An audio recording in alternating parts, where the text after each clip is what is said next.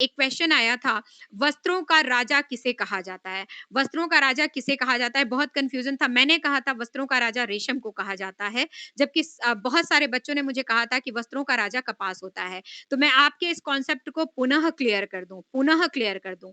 रेशों का राजा कपास होता है, रेशों की रानी रेशम को कहते हैं, ठीक है? रेशों का राजा कपास होता है, रेशों की रानी रेशम होती है और वस्त्रों में कभी रानी नहीं, वस्त्रों में केवल राजा होता है और वस्त्रों में जो राजा होता है वो रेशम का वस्त्र ही होता है, जिसके ऊपर हम राजसी यानी कि बहुत ही डिसेंट वस्त्र बनाते हैं, महँगे वस्त्र बनते हैं।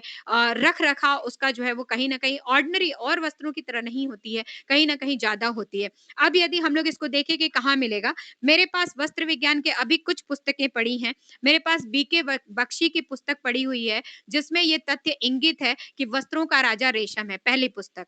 दूसरी पुस्तक मेरे पास जो है नीरज यादव की है, जिसके अंदर ये लिखा हुआ है कि वस्त्रों का राजा जो है रेशम होता है। तीसरी पुस्तक मेरे पास मंजू पाटनी की पड़ी है, ये मेरे समय की मेरे कॉलेज की पुस्तक है। अभी ये अपडेट हो करके इसका कवर पेज चेंज हो चुका है। अभी आपके पास भी होगी तो आप पढ़ लीजिएगा उसमें, वस्त्रों का राजा रेशम ही होता है। तो ये 3 पुस्तकें तो हमें वस्त्रों का राजा रेशम बताने के लिए कह रही हैं।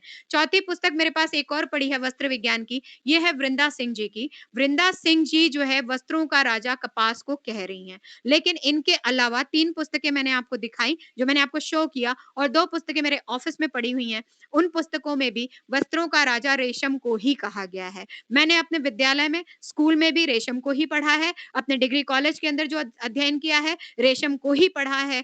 तंतुओं का राजा कपास, तंतुओं की रानी रेशम, लेकिन वस्त्रों का राजा सदैव और सदैव रेशम होता है। आप ये याद रखिएगा, मैंने बहुत छोटे पर से पढ़ा है, मुझे ज़हन में सेट है, बिल्कुल याद है ये चीज़ और मैंने 3 किताबें तो आपको बता दी जिसमें ये दिया है। 2 किताबें मैंने आपको दिखाई नहीं लेकिन उसमें भी दिया हुआ है। तो इस तरीके से ये कॉन्सेप्ट हमेशा आप क्लियर रखेंगे, ठीक है? ये कॉन्सेप्ट जैसे मैंने कॉन्सेप्ट अपना क्लियर रखा और मैंने बहुत अधिकार के साथ आपको पेपर में ये बात कही थी, जिस दिन कराया था उस दिन आप कपास, कपास कहते चले गए थे, लेकिन फिर भी मैंने आपको कहा था कि फिर भी मैं क्लियर करके बता दूँगी। मुझे याद था, मुझे पता था, घोंटा हुआ है ये मेरे पास, लेकिन फिर भी मैंने कहा मैं देख के बता दूँगी। मैंने कई पुस्तकों को फिर से रेफ़र किया है, सभी पुस्तकें मुझे ये बता रही हैं एक्सेप्ट वृंदा सिंह।